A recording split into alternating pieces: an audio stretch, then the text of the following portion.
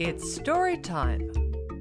On the count of 3, let's say the story bag poem and see what's inside. 1, 2, 3.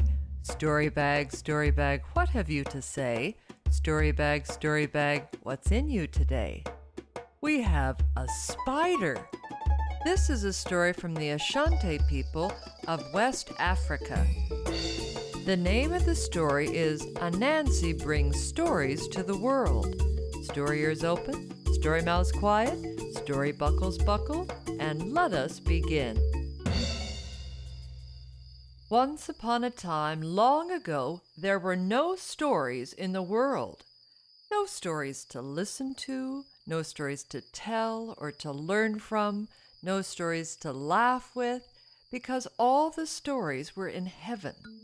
Naima the sky god kept all the stories in a golden box by his throne.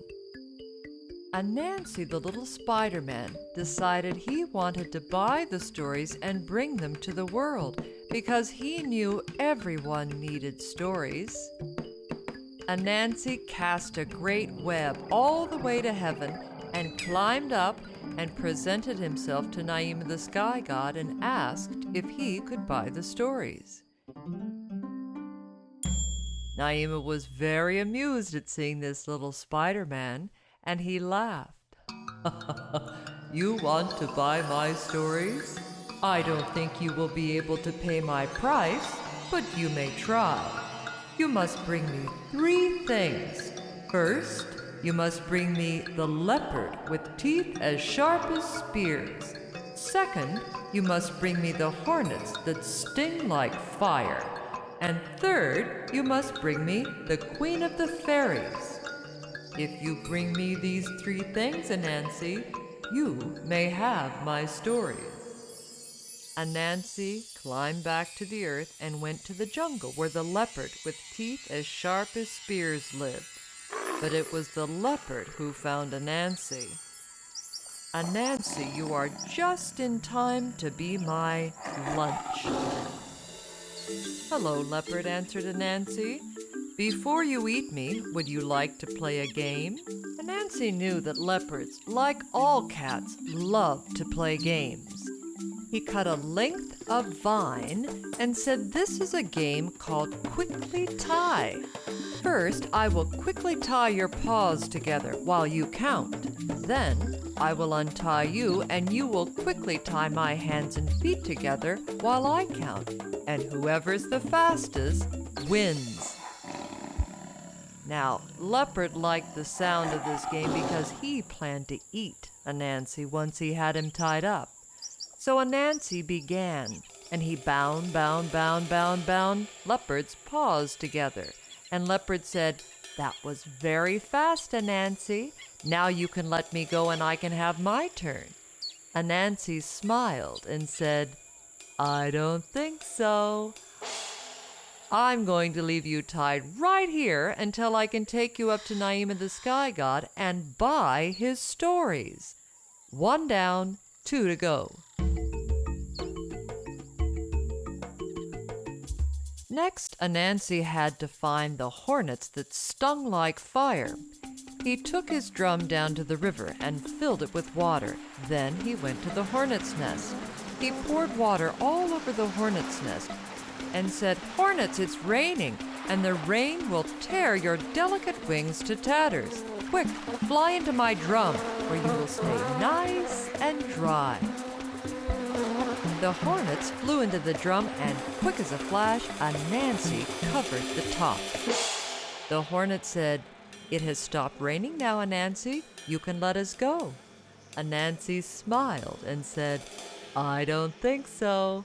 I'm going to leave you right here in my drum until I can take you up to Naima the sky god and buy his stories. 2 down, 1 to go."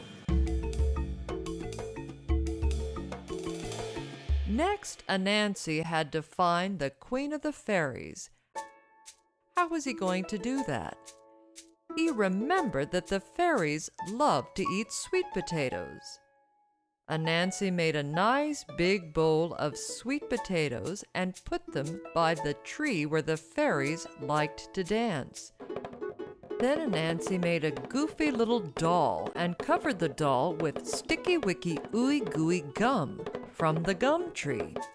Anansi put the doll by the sweet potatoes and hid behind a tree and waited.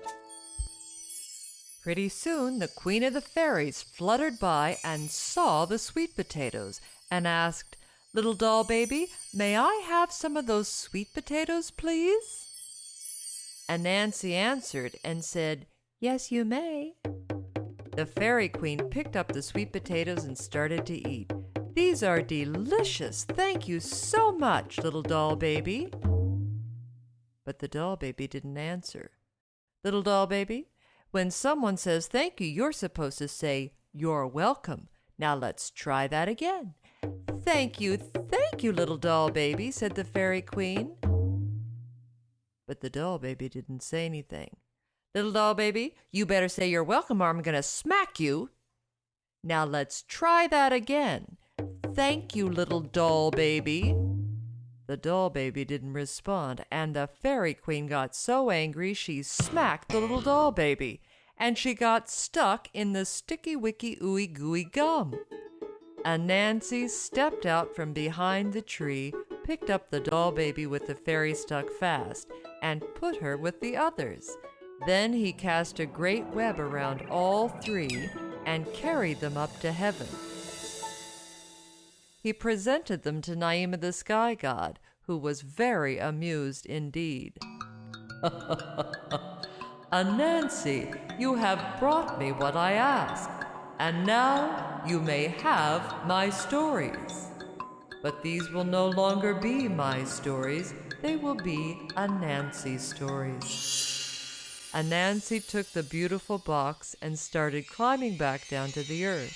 But when he was still way up in the clouds, he opened up the box and he threw the stories to the wind.